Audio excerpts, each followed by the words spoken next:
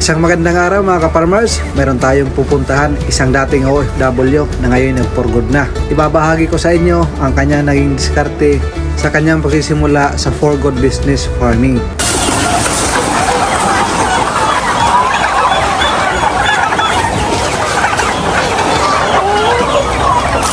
Biyabiyahe tayo ng isang oras para marating ang kanilang lugar. Napakaganda ng view dito mga ka-farmers, kaya hindi ko napigilan mag-video para maipakita sa inyo.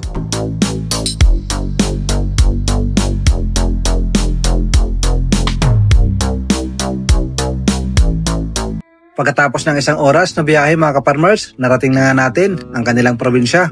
Sa kanyang kwento, siya mapupulutan ng aral dahil marami tayo mga ka-farmers, mga OFW na gusto na magsimula sa farming. Paalala lang mga ka-farmers, kung ikaw ay balak mag-alaga ng manok, hindi ka agad kikita mga ka-farmers. Kaya naman ang videos natin na ito ay may twist para agad kumita tayo at mayroon tayong pang-sustain sa pang-araw-araw at pangbayad sa ating mga bills.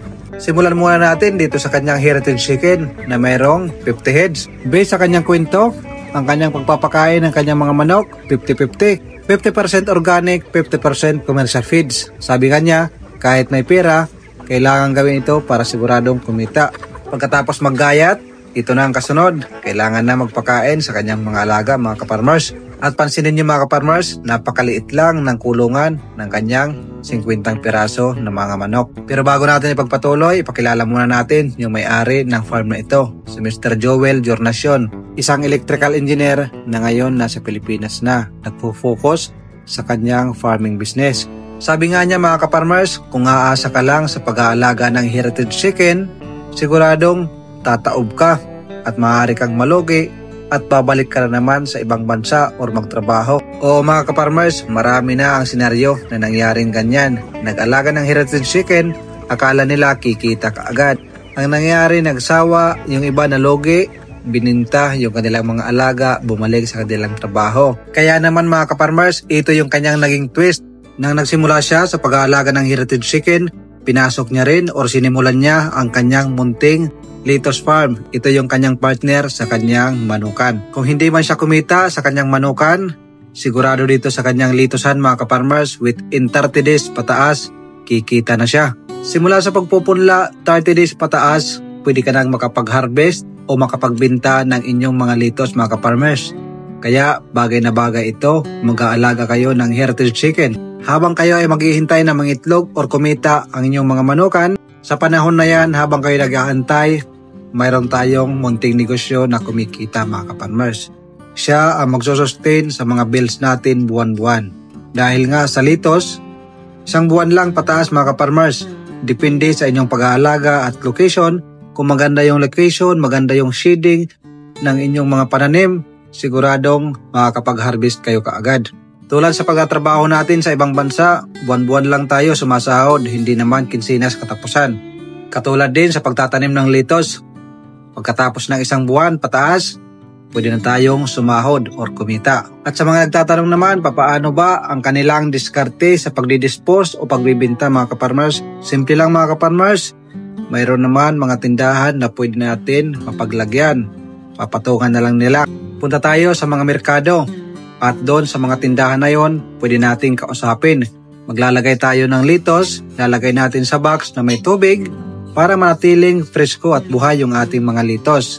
Tapos babalikan na lang natin kung ilan yung natira. Ganyan lang yung diskarte mga ka-farmers.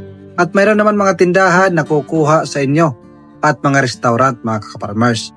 Sa pagtatanim ng litos, nadepende rin sa inyo kung paano kayo magmamarket ng inyong mga litos. Dahil nga ngayon, napakadali na magmarket. Dahil nga sa nagkalat na platform, social media account na pwede nating gamitin. At katulad ng kanilang ginagawa, meron silang Facebook page account at TikTok kung saan doon sila nagpo-post ng kanilang mga product. Katulad nito mga ka-farmers, naabutan natin sila na magdi-deliver ng kanilang litos. Sa isang deliver lang mga ka-farmers, malapit na barangay, meron silang 5 order. Napakaganda nga ang kitaan dito. At ang kagandahan sa pagpa-farm ng litos ay hindi mo kailangan ng malaking space. Pwede lang ito sa ating backyard kung mayroon kayong space mga ka-farmers. Kaya kung balak nyong pumasok sa farming business na hindi ka agad-agad kikita, mas mainam na mayroon po tayong partner na siyang kikita buwan-buwan para sa pangbayad natin sa ating monthly bills. At yung mapapansin nyo mga ka-farmers, napakaganda ng pagka-sit up ng kanilang litusan. At tingnan nyo yung paligid, nakapaikot yan ng transparent na plastic, pati yung bubong mga ka-farmers. At sa ibabaw, mayroong net na black na siyang tutulong para mabawas-bawasan yung sunlight, yung kanyang sinag, para manatiling maganda at green na green ang ating mga litos. Kaya tingnan nyo naman mga ka-farmers, napakaganda ng kanilang litos, napaka-healthy. Para sa ating mga wala pang experience, tuturuan ko kayo kung paano mag-market ng litos mga ka-farmers.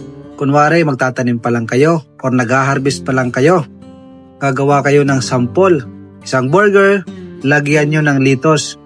Or gawa kayo ng salad, Caesar salad, or na kahit na anong salad na talaga naman nakakatakam. At saka, kainin nyo sa social media, ipakita nyo, mag-video kayo, at i-post nyo sa inyong mga account, sa inyong Facebook, sa inyong TikTok, Instagram, at kahit na anong platform na social media mga ka-farmers. Once na makita yan ng inyong mga kapitbahay, mag-crib yan sila. At sasabihin nila, aha, bibili ako ng litos para gagayahin ko rin. Ganun lang yung technique. Hindi nila alam, binubudol mo na pala sila. At sabi nga ni Sir Joel, pag umu-order yung iba nilang customer ng litos, nagpapasabay na rin ng brown egg mga ka-farmers. Kaya napakagandang tandem talaga ang pag-aalaga ng heritage chicken, lalo na pag brown ang itlog ng ating mga manok. I-partner natin ang ating litos, siguradong mapapa-order at mayroong customer na lalapit sa atin. Kaya para sa ating mga ka-farmers, para sa ating mga OFW, nasa Pilipinas ka man or nasa abroad, ikaw man ay nagbabalak mag-retire or mag-resign sa inyong trabaho, kailangan planado ang inyong gagawin.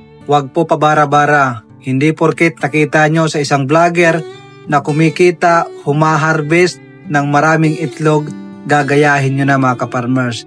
Kasi sa isang video mga ka-farmers, hindi mo makikita ang lahat ng hirap, pagod na linaan nila bago makapag-harvest, makakuha ng maraming itlog at kumita mga ka-farmers. Yan po yung katotohanan.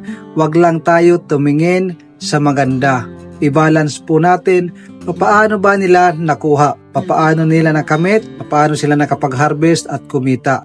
So ayan lang mga ka-farmers, sa araw na ito, isa na namang video ang ating binahagi na talaga naman napulutan nyo ng aral.